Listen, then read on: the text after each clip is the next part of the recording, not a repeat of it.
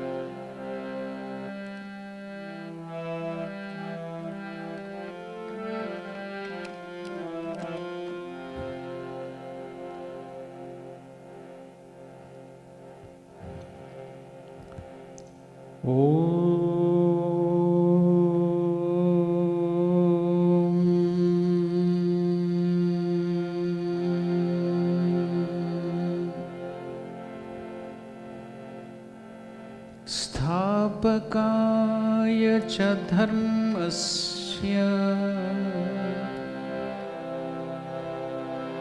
sarvadharmasvarupine avatara varisthaya Ramakrishna te namaha. Namaskar to all of you. Welcome to the study of Bhagavad Gita. We will begin our study by chanting 2 verses from the meditation on Bhagavad Gita. Can you please reduce the humming noise?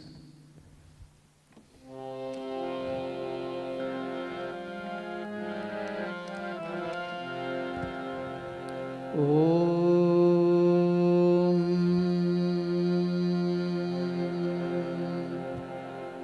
Parthaya Pratibodhitam Bhagavata Narayanena Swayam Vyasena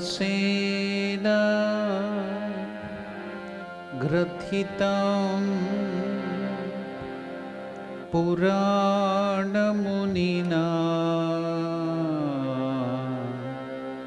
Madhye Mahabharatam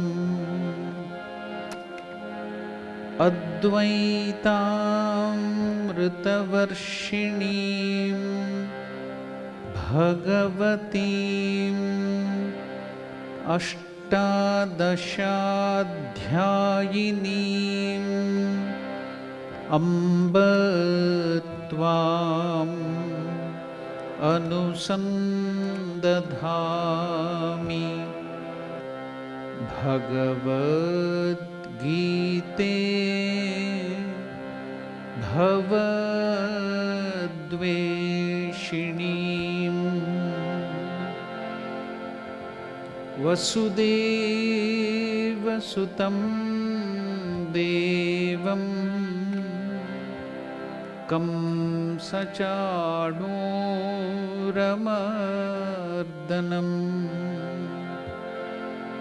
Devaki Paramanandam Krishnam Vande Jagadgurum.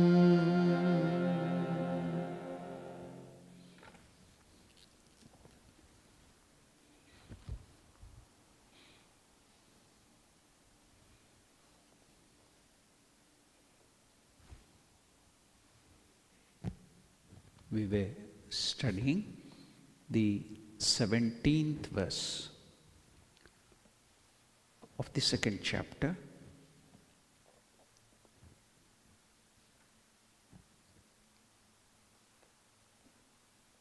We will, before going into the 17th, we had started it. There are some more things to be discussed about the 16th chapter. We will chant the 16th chapter and then go to the 17th chapter.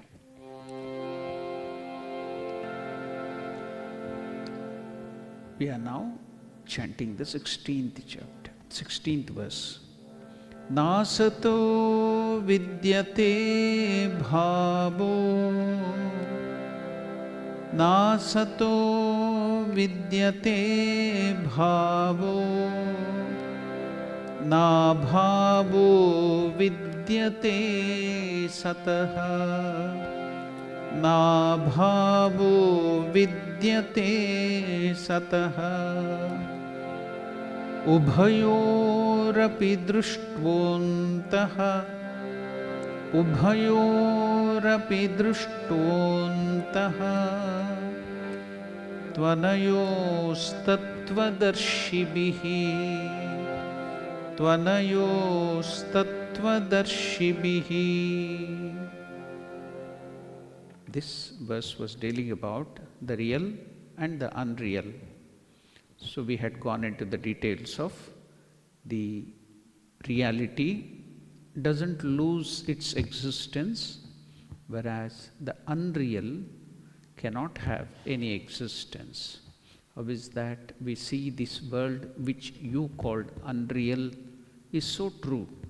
No, it is borrowed existence or incidental, whereas the reality which is imperishable, which doesn't change, whether you call it the Lord, God, truth, energy, nature, whatever, by the name Atman, Paramatman, it is eternal, it is imperishable, indestructible.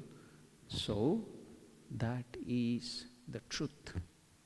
That is what we have been discussing about. Existence is intrinsic in that truth, Sat. But existence of the untruth, Asat, is borrowed. That was the gist we had in the last session. The unreal has no existence. The real never ceases to be.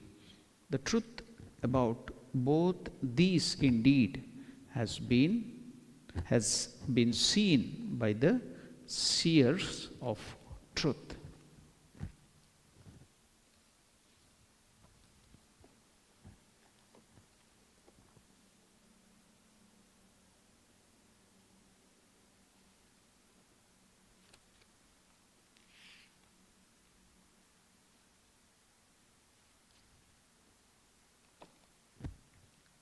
So we see the word Sat from that infinite, imperishable reality. Asat from this perishable and constantly changing universe in which we are living. The belief that this sensory world alone is true and nothing else is true is called materialism. In one of the teachings in a blind man, he couldn't say anything. He was talking to another blind man. He told, I don't believe there is sun, there are things outside. Why? Because I don't see it. No, you don't have the eyes. No. When I don't see it, I don't believe it. Likewise, we too are of the opinion that we believe only in this material world alone. And whatever we see through our senses, through all of our eyes, ears, we feel or hear through the ears, or smell through the nose, touch, feel through the skin, taste through the tongue, only that I believe. Otherwise, I don't believe anything.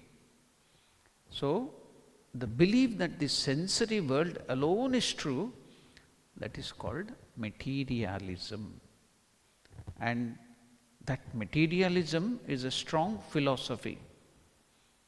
In India, since time immemorial, maybe 30, 40, 50,000 years back too, they had given the place of scientists or rishis to materialism too. They were called Charvakas. They were allowed to argue. They were allowed to exist. They didn't kill. They didn't harm them. That's the speciality of Indian society. So much freedom was given. Why? As Vivekananda tells, the first and foremost condition of spirituality or religion is freedom. So without freedom, you cannot progress in spiritual life. That's why that was also, materialism was also studied. And it is a very strong philosophy. The world had it earlier also. It will also be there till penetrating thinking comes. Some of today's scientists are now trying to remove materialism from modern science. Even in the last century, Thomas Huxley, a very acute thinker and a collaborator of Darwin, termed materialism as an intruder into science. Yes, matter is a useful concept. Nobody has seen matter, but it is a useful concept. Now, can you name the part of science which studies matter? Chemistry. The study of matter is called chemistry. Can you name the subject or part of science which studies energy or power? That is physics. So now they are trying in chemistry to find out the original matter from which this everything universe is created, and they are still going penetrating and penetrating. They have not reached the end. We were all studying about atoms and subatomic particles. Earlier it was the molecules. Then still further now they have gone to the quarks. Even the subatomic particles have been divided. Maybe now later on they might have still gone to subtle matter. But it is on and on. Nobody has seen matter in science too. But it is a useful concept. Like in algebra you have x, y, z in solving algebraic problems. But those who forget that this x, y, z in algebra is only a symbol and think that that alone is the real thing, they are doing great injustice to human beings. They will destroy the beauty of human life. That was a warning given by Thomas Huxley. In this century, also, Millikan, the astrophysicist, has said, to me, a philosophy of materialism is the height of unintelligence, he tells. The philosophy of materialism is the height of unintelligence. And many more are realizing this truth in modern times. So, matter is just a symbol.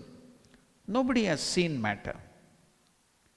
We are seeing from the Indian point of view one infinite reality which appears as matter in the world outside, and the same thing as the self or Atman within us.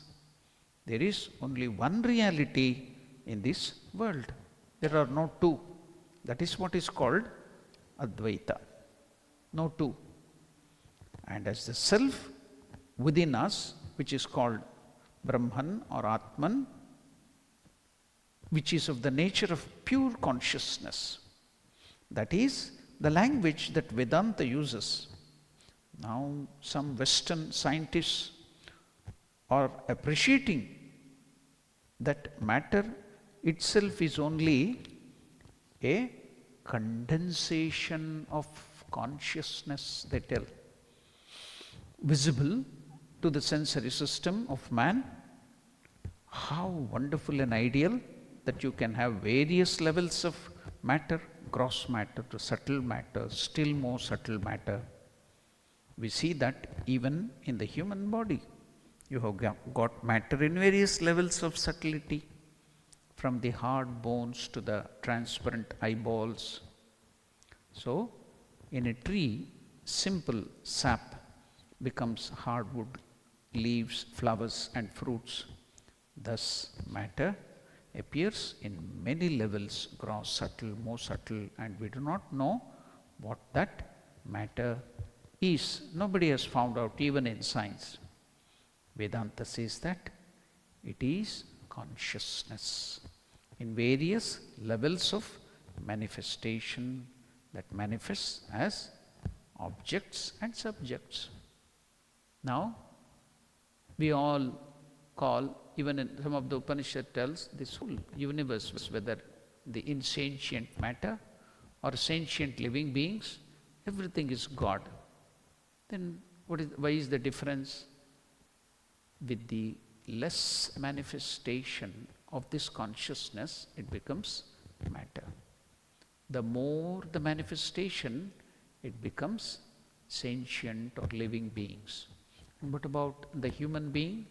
The highest manifestation of consciousness is in us, the human beings.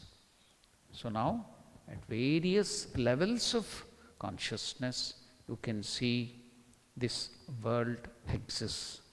Now, as the Mundaka Upanishad expresses this truth, what is that? Brahmaivedam Vishwamidam Varishtham.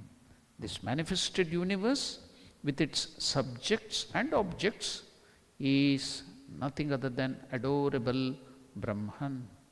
Now, this philosophy was developed ages ago in India.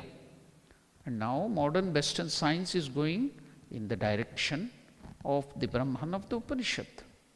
This is a profound datum, says our Professor Chapra in his books Tabo of Physics. He quotes from Chandogya Upanishad, a very enigmatic passage. What is that? Prano vai Brahma, Prana is Brahman.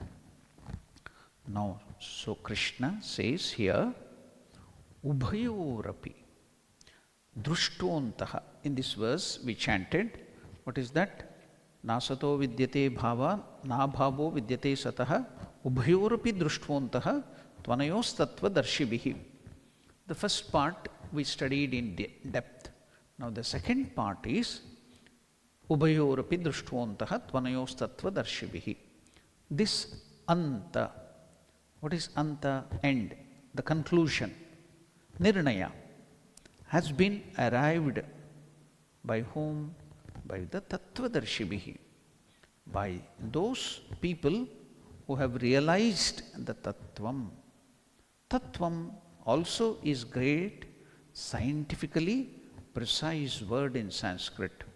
What is the meaning of Tattva? Tasya bhavaha Tattvam. The nature of a particular thing is called Tattvam. See here, Lord Krishna in the second line of this 16th verse, he is telling, Tvanayoho Tattvadarshibihi, the knower of Tattva or the truth.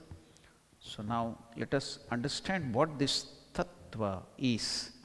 So, Tasya Bhavaha Tattvam, the nature of particular thing is called Tattvam, not what it appears to be. Just like many years back, people were telling that this earth was flat. In earlier religious books too, you can find that they used to argue earth was flat. Some of the scientists, when they told this earth is not flat, it is, the exact word is not even sphere, the earth shape is called geoid, like an orange. It is geoid in shape. So when people told that, this Galileo and other people, they were about to be punished and they were about to be put to guillotine or they would be killed. But somehow they escaped that. Whatever that might be, people were telling the earth is flat. Why? Because we see through our eyes the earth is flat. It is not geoid. But when you use some of the subtle instruments and go out to the space and see this earth is spherical or in our scriptures, have you seen one of the avatars of Vishnu, the wild boar avatara? Anybody can name it? Varaha avatara. He came down in that form to protect Mother Earth, and he is carrying the earth on his mouth, or that two. The wild boar has two things like this, like an elephant tusk or something, that teeth. So he is carrying that earth. That earth is geoid in shape, spherical in shape. So in our scriptures already we had found that earth was spherical. Now we people, when we see with our eyes, we tell those who know that it looks, the conclusion is it is flat. But when we go to the truth, what is the tattvam? That is not a flat thing, it is a globe, it is geoid, that is called tattvam. It may look or appear something, but we are not bothered about the appearance, but we are bothered about what it really is. That is called tattvam. Those who know the tattvam of things by scientific investigation, they have come to this conclusion that this is Sat, reality, always is. And if that is the case, then what is Asat, unreal? That which doesn't exist, that which has no reality. Whatever reality the Asat possesses comes from the Sat, that is the consciousness. So it is borrowed from the reality. So the sages who have discriminated and investigated this subject have come to this conclusion. So antaha is, they have come to this conclusion. They have known the truth of the reality.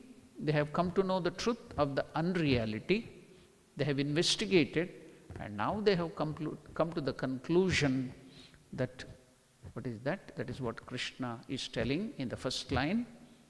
There is no non-existence for reality. There is no existence for unreality.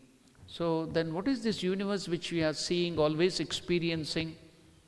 If we eat sugar, it looks sweet to every one of us. If we eat chilies, it is hot to every one of us. We are experiencing it. Isn't it real then? You are telling it is unreal. But we have investigated all these things in detail. It is only for a short time. It is temporary. It is borrowed. This existence is borrowed from the reality. So it doesn't have existence eternally. So we are not denying also that it doesn't exist, it is an illusion. But we are telling it is borrowed existence. We have in today's physics, now Swami Ranganathanandaji Maharaj is quoting the language of Einstein. What is Einstein telling? We have in today's physics, I am quoting his words, that is Einstein's words, two realities. So what is Einstein telling? We have in today's physics two realities. One, matter, and the other, the field. So only Einstein is calling it as field. We are calling it as consciousness. That's all. You may give different names to them. Now Einstein is telling Both cannot be true, for the field alone is true. Matter is only a condensation of that field. Just see the language of Einstein, the same language which Vedanta used ages ago, maybe some 50, 60,000 years ago. The physicists are compelled to use today the same language of Vedanta, because those sages were in search of the truth, not of the opinion. This is called tattva. It is not opinion, not what appears, not what is pleasing. These are all called beliefs and dogmas. Whatever is pleasing or whatever you like, they are beliefs and dogmas. But our rishis didn't want that. They wanted the truth. They wanted the tattvam. So we have plenty of opinion. But what about tattva? It cannot be plenty. It can be only one.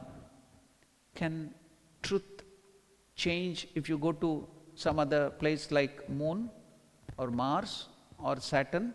No, truth will be one. It cannot change. If it changes, then that is opinion. It cannot be the truth.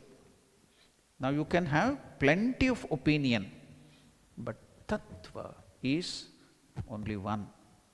This is the great word.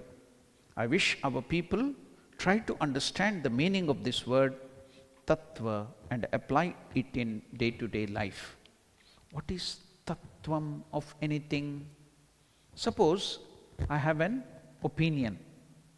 I can hold on to opinions, but it must be based on truth. It must be a true opinion.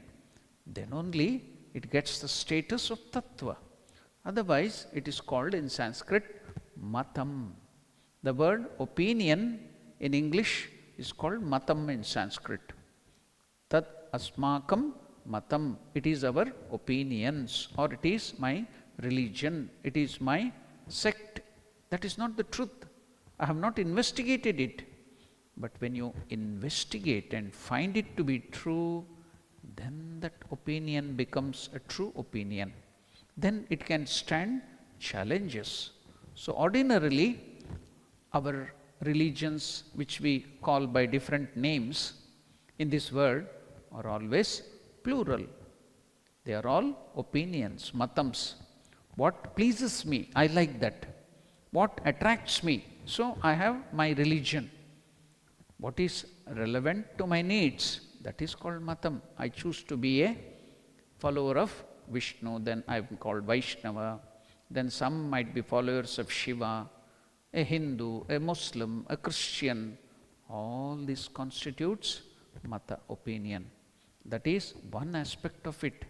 What is the second aspect of it? If you scientifically investigate, what is all this opinion, the religion, so many religion, what is behind this plurality of opinions, mata? Is there a truth behind all this? That discovery will lead you to tattva of religion.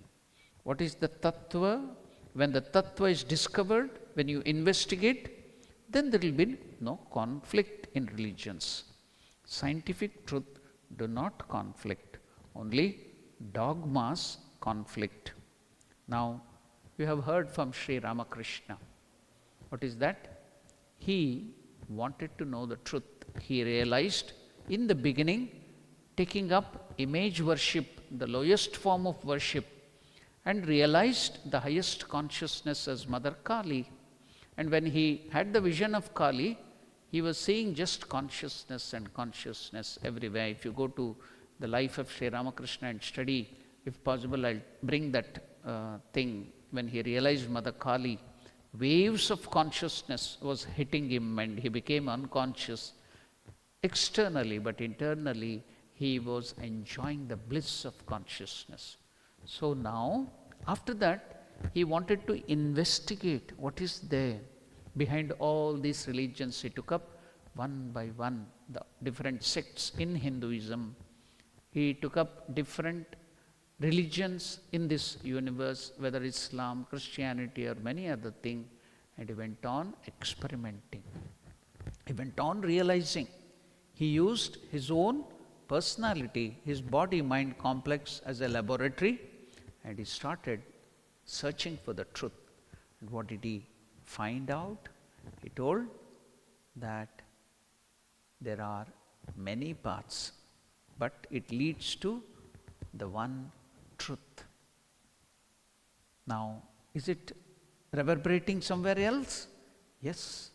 In the first Veda, or the oldest of the Vedas, Rig Veda, we have this wonderful statement. What is that? Ekam sat vipraha bahuda vadanti. The truth is one, but the seers call it by different names. And what was the beautiful example given by Sri Ramakrishna after that? Yes, he gave a beautiful example. What is that? There is a water body, water reservoir. Now, there are different paths to which leads to this reservoir. Now, the Christians, they come with the water pot and they call that water as water. Now, the scientists come, they call it as aqua. Somebody might call it by different name. The Muslims may call it pani. Now, Hindus may call it jala. Now, will the water change because it is called by different names? No, water will be the same. Likewise, truth will be one. But you give different names. It is called by different names. That is what you can see. So the truth is one, the reality is one. You see the plurality in this universe. Because you see the plurality, you have so many opinions. So this world, though it exists, it appears apparently as true, it has borrowed existence from the truth. Now, that's what Krishna is telling in the second part. Tu anayoho tattvadarshibihi. The tattvadarshis, the realized souls, those who have realized them, they tell that they have come to the conclusion that there is only one reality. Then what about the existence of this universe? It is borrowed existence. It looks as if it is existing, but the reality is only one. Now, that was the essence of that 16th verse. Now we will enter into the 17th verse. It's very beautiful verse. It will take us to a different height. It will help us. It will really take us to different height. Now let us chant this 17th verse of the second chapter.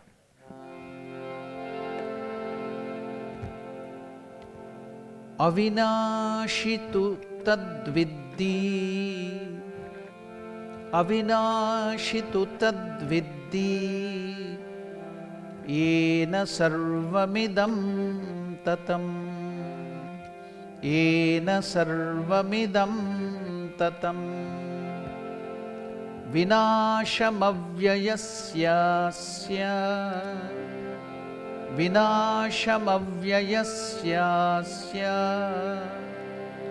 na kaschit kartumarhati, na kaschit kartumarhati.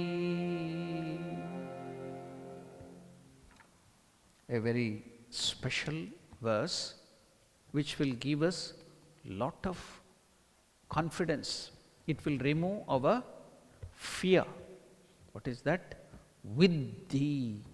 See, conclusively Lord Krishna is telling, tat tu, know that, O Arjuna, definitely. In a conclusive way, Lord is telling. What was the end of the last verse? Tattvadarshibihi. The conclusion is this. Now, he is telling to all of us through Arjuna, Lord Krishna. What is that? Know for certain, with thee, tattu, know that. What is that? Atman, the consciousness which is within you. You may call it Atman, Paramatman, or whatever, the Parabrahman. Avinashi, your true nature. Because all of us are in search of who am I. Many a times I am telling in a humorous way to everybody, because the moment You look at each other, how do you greet? How are you? How are you? It has become so mechanical. They just, the moment they see each other, they don't mean it. Simply they will tell, how are you? Fine, fine. How are you? Fine, fine. That's all. So I'm just telling them, instead of asking, how are you, please ask, who are you? Ask, who are you? At least they will start thinking, yes, who am I? They will go to investigate the inverts. Who am I? So, who are you? So now here, see, Lord Krishna is telling, Avinashi, you are the imperishable, you are the indestructible one. Nakaschit, no one, arhati, is capable of kartum, can bring about vinasham, the destruction. Bah, what a beautiful statement, you see. No one can bring about your destruction. Nobody can destroy you. You are that. You have that strength, infinite strength within you. You are that consciousness. Your reality is that. As I told you, who are you? Yes, I am. You should be now happy. Lord Krishna is telling, you are that indestructible one. Nobody can destroy you. See, if somebody, ordinary person has told, I think you would have not got faith. But Krishna is telling in a definite manner, you are indestructible. No certain. He is telling Avinashi. Nasha means destruction. Avinashi means you cannot be destroyed. Nobody can destroy you. Imperishable. You cannot perish. And nakaschit arhati, kartum arhati. Nobody can destroy you. Nobody is capable of destroying you. Asya avyayasya, of this changeless one, the Atman which is within you. Know, Arjuna, know that the Atman, that is your true self, to be imperishable one, by which this whole universe is pervaded. All this is pervaded. What is he telling? Sarvam idam tatam. Not only it is within you, what is your true nature? She is giving out 2 or 3 things, about secret of your true nature. Nobody can destroy you, imperishable. See, this you should keep it in your heart. It should go register in your mind. So the second, you are all pervasive. Sarvam idam tatam. That is the second aspect. You are indestructible, changeless one, and all pervading. So here in this verse, this is the repetition of our true nature. Again and again, Lord Krishna is telling, Atma Nityaha. You are Nitya. He is repeating it again and again. What is that? Atma is eternal. And who is Atma? Don't search for it here and there or look at the sky. Have you seen how people, Indians, pray? They close their hands and close their eyes and look within. Others, you see, God is somewhere sitting far away, somewhere here and there. No. How do we Indians pray? Within. You, Atman. So that is what it is. Nityaha. Atma Nityaha. Atma is you. Atma is eternal. But Krishna presents that in a special language like the earlier verse. Instead of directly telling it is eternal, then you don't seriously. So you have to give that some in a special way, then you will start thinking. So what is Krishna telling about your true nature? Krishna says it is indestructible. Your Atman or yourself, it cannot be destroyed. Nobody can touch it. Nobody can destroy you. Why alone? Nobody. Even God cannot destroy you. Hare, you are making a blasphemous statement. No. Because who are you then? Who is Atman? That's God only. I'll give you an example. Okay? Now let us go to the ocean, Indian Ocean, which is nearby. Take a pot and drown that pot in the Indian Ocean. Infinite expanse of water. Now drown a pot into that. Now it looks as if there is some water inside the pot. In that ocean got temporarily divided by that existence of the pot. Like that, keep millions and millions of pot. And the water looks as if it is divided, just like if you draw a line on the river, it looks it is dividing the river, but it is just temporary. Likewise, the pot will make you look apparently that the ocean, infinite expanse of water is now limited. So now that water which is within this pot is called Atman. But the water, infinite expanse of water is called Brahman, that's all. The truth which is within you is called Atman. The truth or consciousness beyond this universe is called Brahman, that's all. Now, are they different? Break the pot, what it becomes? What does that water becomes? It becomes the ocean. Not becoming, it was all through the ocean. It never was divided. It looked apparently, because of the pot, as if it was divided, that's all. So now you may think, oh, in this body, within me, beyond me is Atman, so Atman is something small. No. You are God yourself. You are not part of Brahman. You are Brahman. That is what Krishna is telling. That's why, will God destroy himself? That is why I made that blasphemous statement, even God cannot destroy you.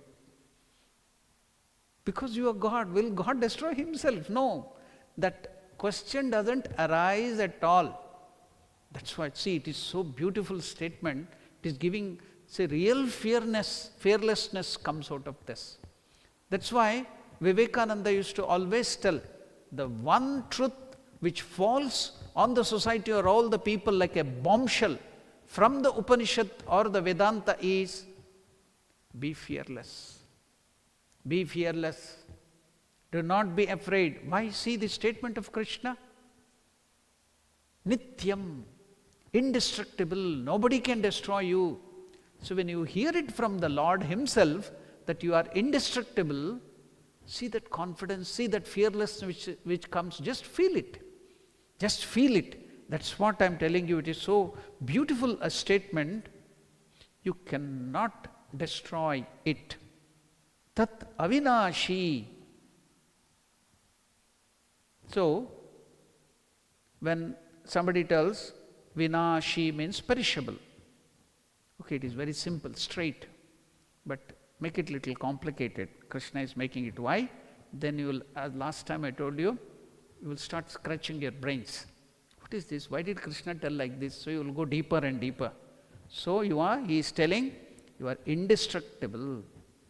Avinashi means indestructible. So now, in the earlier verse, I gave you the example of the clay and the pot. Now let us bring back the clay and the pot. What is that? Now, let us hope there is a pot. What is the essence of the pot? Clay. What is the pot made out of? Clay. Then what is this universe? You are seeing, it is, you call it like it is matter. But what is it made out of? Consciousness or Atman, the reality. So now this example, comparison, we will look at, because we have already explained it.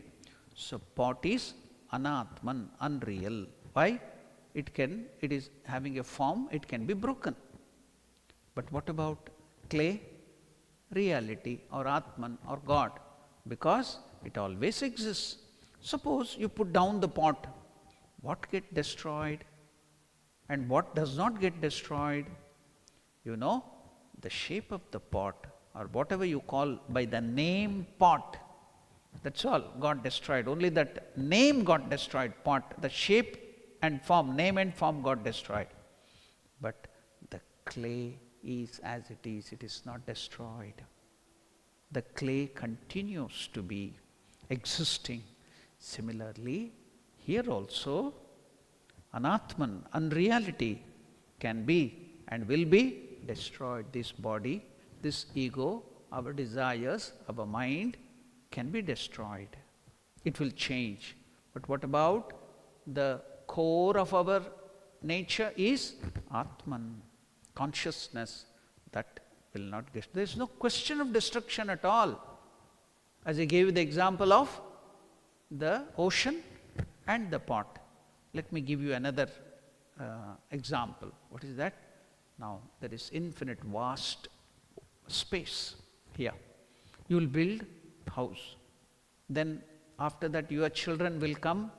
You might have, with your hard-earned money, got some 2-bedded or 3-bedded apartment, or build some house or a duplex house. Okay. Then they may be much more richer. They might have earned more money. They will build some 5-bedroom or 6-bedroom apartment, whatever it might be. So now the space is divided and redivided and redivided. Now one tornado comes and destroys all that houses. Okay, just like recently it destroyed all the houses. Now, did the space get destroyed any time? No. Only the external structure called buildings, home, house, they got destroyed. But the space is always there. Akasha is always there. The vast expansion of ocean never got destroyed. It was only the pot which got destroyed. Then my Atman, it was always Brahman. It was always the ocean. Because of the pot, it looked as if it was divided, that's all. So, the Atman which is within you, within him, within her, within them or anybody, it is not smaller or a part. No, it is the same Parabrahman. It is the only one reality which exists. Because of this body-mind complex, it looks as if it is divided. So, for the sake of convenience, let us take like that. But in reality, you are one with Brahman, you are one with that consciousness, you cannot be destroyed. Even, that's why I made that blasphemous statement, but that is true. Nobody can destroy this Atman, even God cannot destroy. Even atom bombs or nuclear bombs cannot destroy. And therefore, why, Arjuna, are you saying that Bhishma will be killed, Dronacharya will be killed? You know, nowadays, so many Dronacharyas have come. Have you seen? Everywhere it will be flying up. Drone. Everywhere there will be drone acharyas, will be flying that. So, Dronacharyas.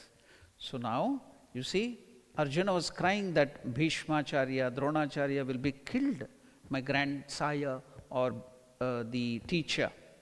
Now that's why he's telling, only their body gets destroyed. As Atman, they are not destroyed. So why are you crying? The Tattvadarshibhihi, the people who knows this truth behind the reality and unreality will never worry. So if you are worrying, if you are crying, if you are sobbing, you don't have the knowledge. If you have the knowledge of the reality, you will not cry.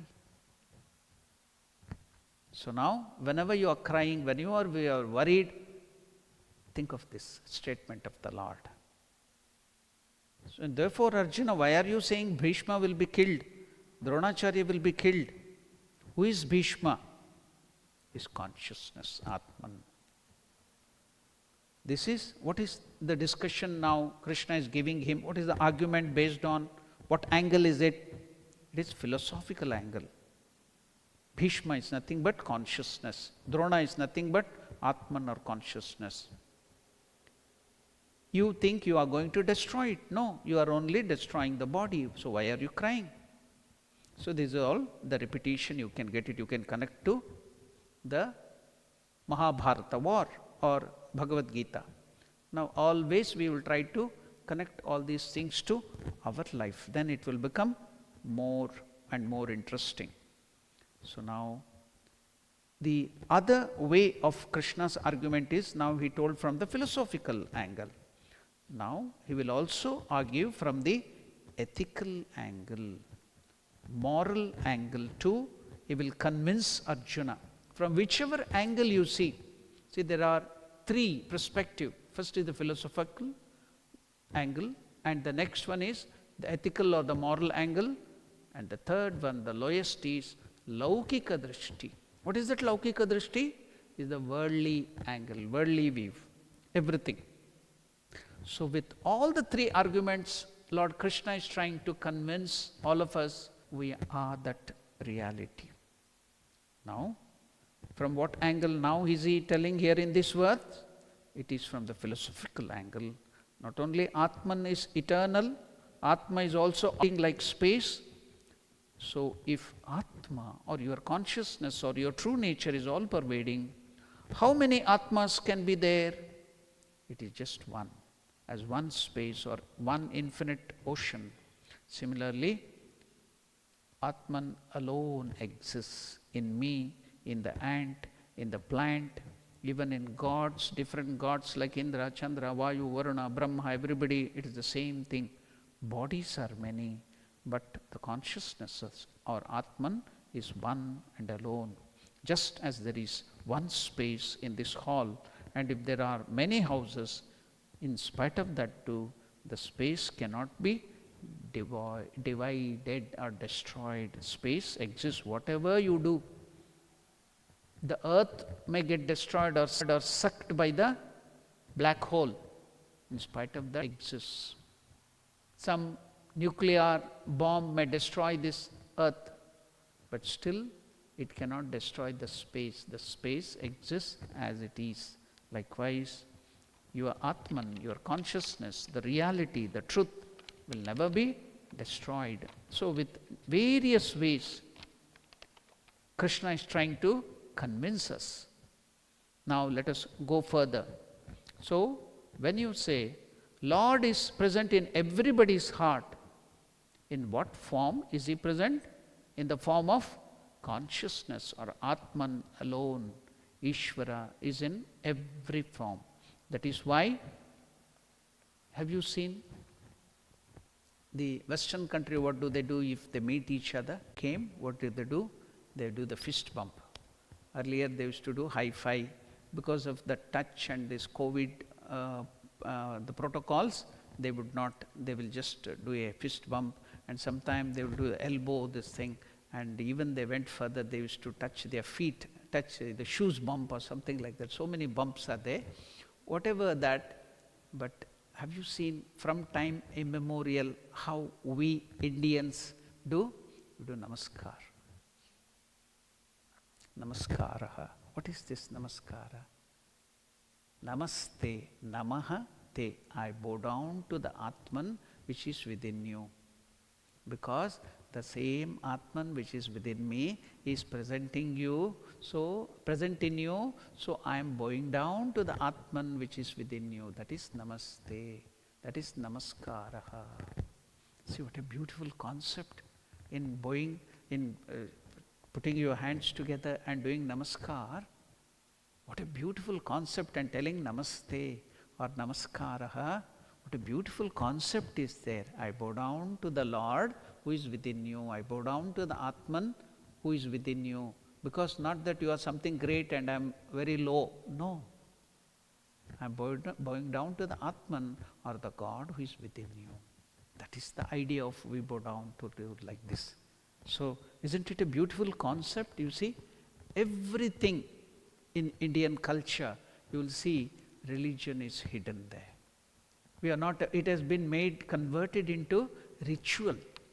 So we go on mechanically doing the ritual. After some time, you will start thinking, why should I do namaskara? What is there? The moment you go deeper, then withdraw yourself inside and see, understand the essence of what we are doing, the ritual, then you will see a wonderful philosophy is there. Now when you do namaskar to each other, when you know this concept, see how beautiful it will be. Each time you do a namaskar to somebody or to God or anything, you are seeing the Atman, the consciousness within you. It is reminding you, you are Atman, your true nature is conscious, pure consciousness. Isn't it wonderful? Isn't it so joyful?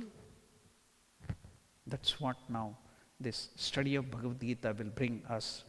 Even if unknown people come to us, even if a criminal comes to us, what is this thing? We do namaskar to them. He may be the worst, a rank hypocrite, but you will do namaskar to him. Why? The external character, ego, may be there, but the indestructible Atman is present even in that criminal too. That's why we do namaskar in our Indian culture to anybody and everybody, whether it is even animal. See, during the examination you should see in India, I don't know whether in South Africa they do that. While going to the examination, they will touch, even if it is a dog, if it is a pig, if it is a donkey or monkey, they will touch and do namaskar and go, because they are afraid what will be the result of examination. So they will touch every animal and do namaskar, whatever, tree, door, everything they will be doing namaskar. So here that is out of fear. But now if you know the meaning of doing namaskar, and then if you enjoyed seeing the Atman everywhere, whether it's, see, even when we go and meet some politicians or some great other personalities or somebody, you know he's a crook, but you will do the namaskar. But within you will be feeling very bad. Why am I bowing down to him? Why am I respecting him? He's a criminal, he's a cheat. No, don't worry. Because even behind the devil, it is the same Lord who is present. Even in the demon, it is the same Lord present. So you are bowing down to the Lord. So even unknown people come, you do namaskara. That is Indian culture. So now, when you see the sannyasis or the saints, you do namaskar. Why is it? You don't do much namaskar to the animals and other inert things. Why is it? Because the manifestation of consciousness is less in inert things, in animals, but the highest manifestation of God is in human beings. And why do you bow down more to the saints? Because they have tried to manifest the Lord more, that's all. That is the reason you bow down to, because they are always meditating, they are sacrificed their life to meditate on God and realize God. So the manifestation of the Lord is more in them.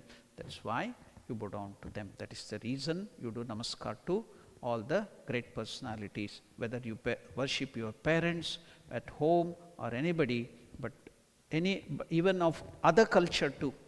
But in Western culture, other countries, you will see namaskaram, when they want to do the namaskar, they will hesitate, they will not do that.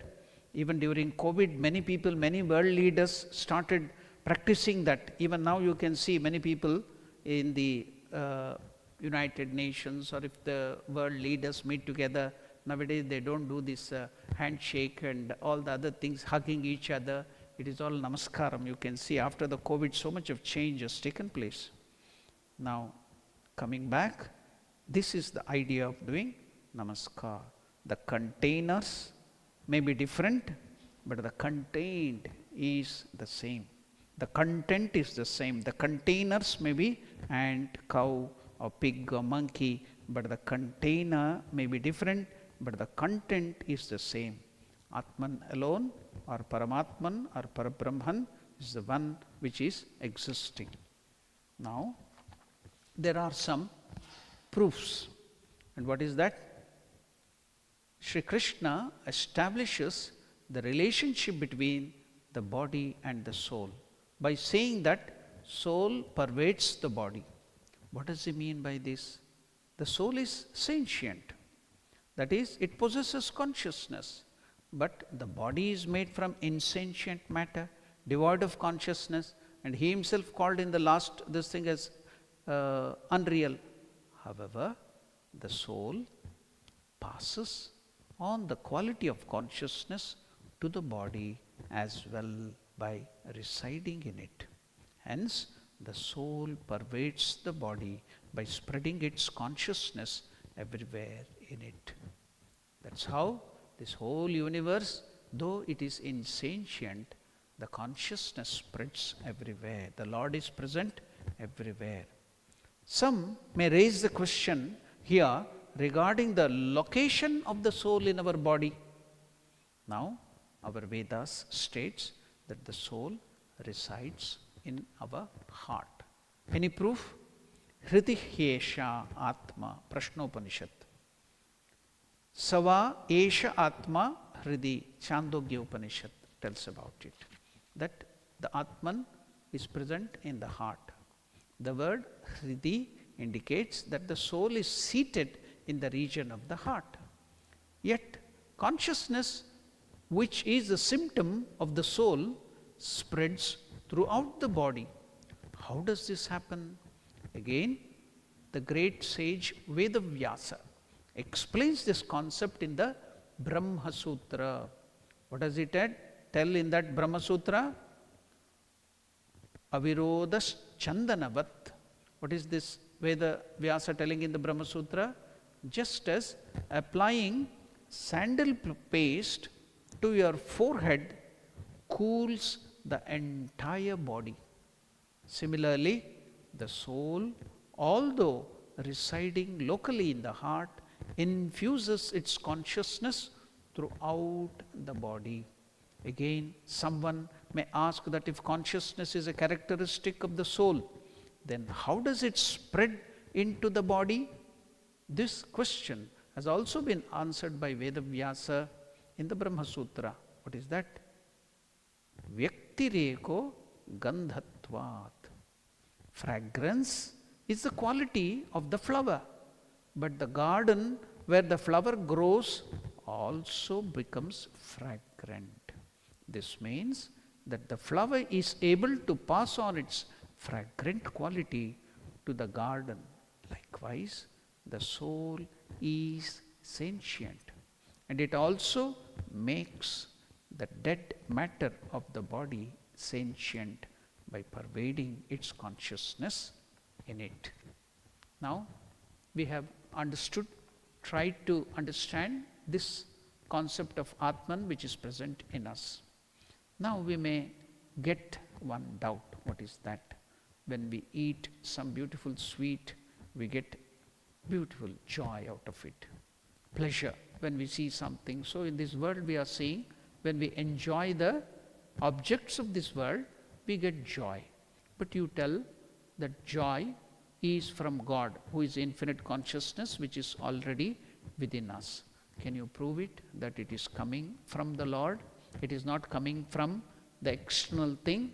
Yes, Vivekananda has tried to prove in some of the different places in our complete works. So, with that small proof, scientifically, I will prove that the joy or the bliss or the infinite joy, it comes not from the things outside, outward in, it is inward out. So, with that small proof, I will stop my discussion for today. What is that? How does he prove that? Swami Vivekananda gives the example of a beautiful placid lake, water body. Now, when the lake is very placid, very calm, you can see the bottom of the lake. So, you can see the beautiful bottom, everything in the lake. But take one small stone and you throw it to that water body. What happens? When the stone falls into the water, it causes waves, ripples. It disturbs the peace, the calm. So what happens? You can't see the bottom. Like that, put some mud or try to bring out the mud or something in this thing. It will disturb the placid lake and you cannot see the bottom. Now, Vivekananda compares our mind to that water body, pure water body. Now, what is the stone that is being put to this placid mind? The thoughts through our senses. Now, the eyes see something. Now, the stone, the disturbance fall into our mind. It gets into wave form. Now, you can't see the bottom. What is the bottom? The Lord who is within our heart. We can't see it. We are disturbed. Our mind is constant state of flux thoughts. So that is called the mind taking wave form. Is called Chitta Vritti.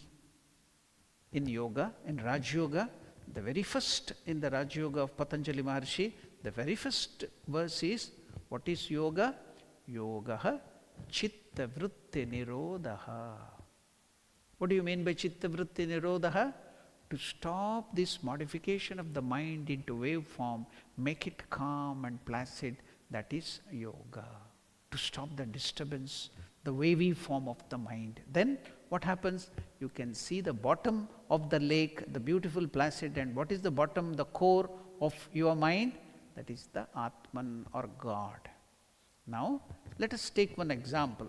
Okay, there are so many, 5 indriyas. Now I told the thing, millionth of a second. So many things you see, you hear so many things, sudden sounds, the vehicle sound there, the bird sound here, the clock ticking there, so much of sound. So everything is constantly going to the ears, it causes ripples in your mind, it goes to the memory, so everything is disturbing your mind. Through the eyes you are seeing so many things that is going into your mind and disturbing, it is putting into wave form. Then the skin feels something, cold, heat, or the mosquito bite or something. So now it is disturbing your mind and it is putting into the form of waves. Everything, all the 5 indriyas and also the memory, everything is disturbing your mind.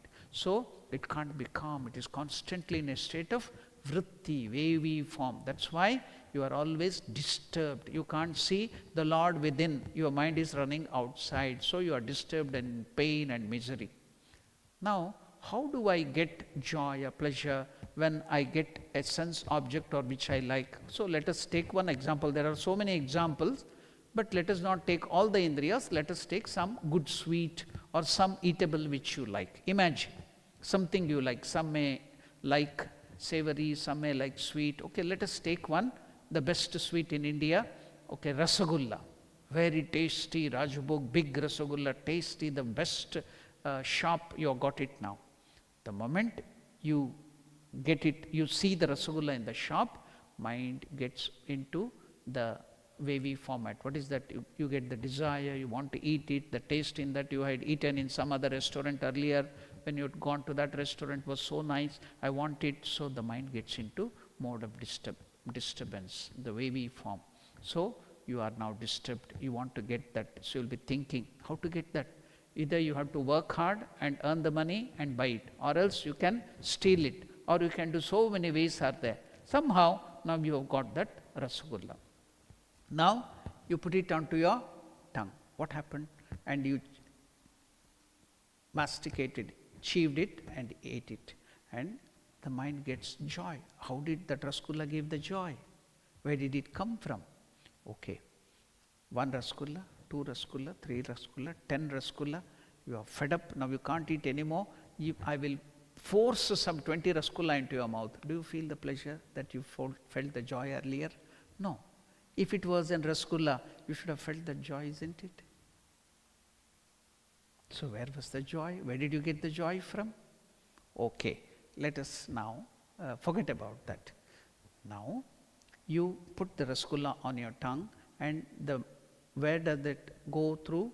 It goes behind the tongue, we have the nerve, and that nerve, the neurons carry that message of that sweetness or the sweet that you like to the brain. So suppose that nerve is not working properly, the wire connecting to your brain is not working properly, it is not sending the message properly. Okay, you have now something taken too hot water or too hot coffee and burnt your tongue. Now you put the rasgulla on your tongue. Will it taste sweet and will you get the joy? No. Why? The message is not carrying to this thing. If rasgulla, the joy in the rasgulla was there, you should have felt the joy. Why didn't you feel it? Okay. Now the tongue is all right, the nerve is all right, the wire. Now the brain, the center, that is called the indriya, is not working properly. Now can you feel it? No. You can't feel the sweetness or the joy. Okay, brain center is also all right, the nerve is all right, the neurons are working properly, the tongue is also tasting everything, the beautiful rasgulla is kept on your this thing. Now you hear about to eat, you hear that there was a big accident and so many people died and you are watching, and very close, near and dear one also has died, you get the news. Can you enjoy the rasgulla? Why? If the joy was there in the rasgulla, you should have felt the joy, because your mind is disturbed, you can't feel it. So then where did the joy come from? So when you get the object which you like, maybe sweet or something, hear a beautiful music or see something very beautiful scenery, where is the joy coming from? So when it reaches the brain, for the short period, because you have got the thing which you want, your mind becomes calm for a millionth of a second. When the mind is in a very placid state without any vritti, then for a flash of second you have the vision of the Atman or the Lord or the consciousness within you. Then you get the joy. That is joy.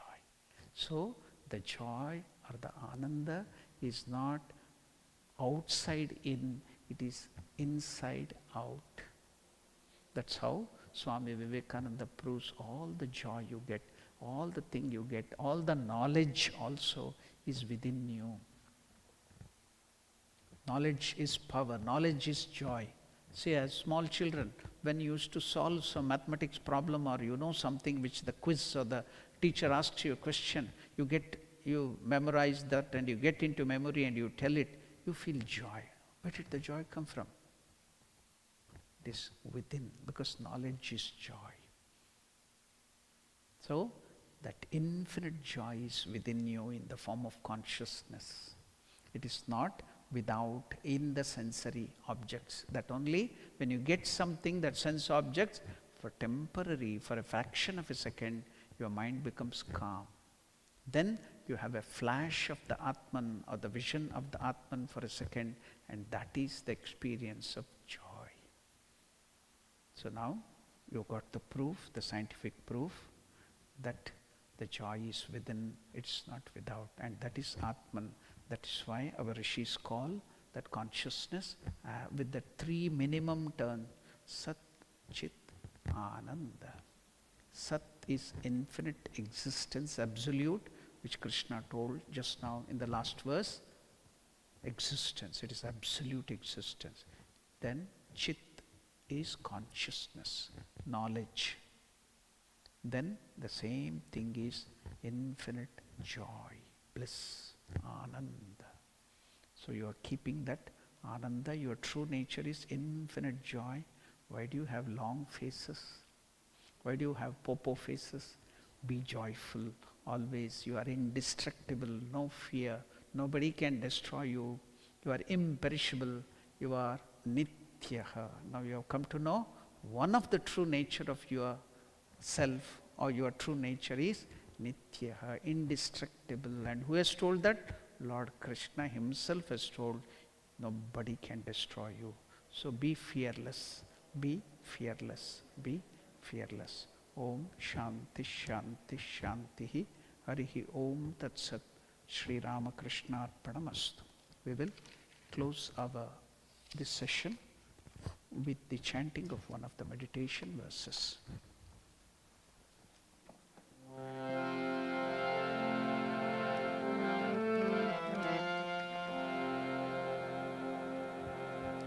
Om Mukam Karoti Vachalam Pangum Langhayate Girim Yat Kripa Tamaham Vande Paramanandamadhavam. Om Shanti Shanti Shanti Harihi Om Tat Sat Shri Ramakrishna Arpanamastu.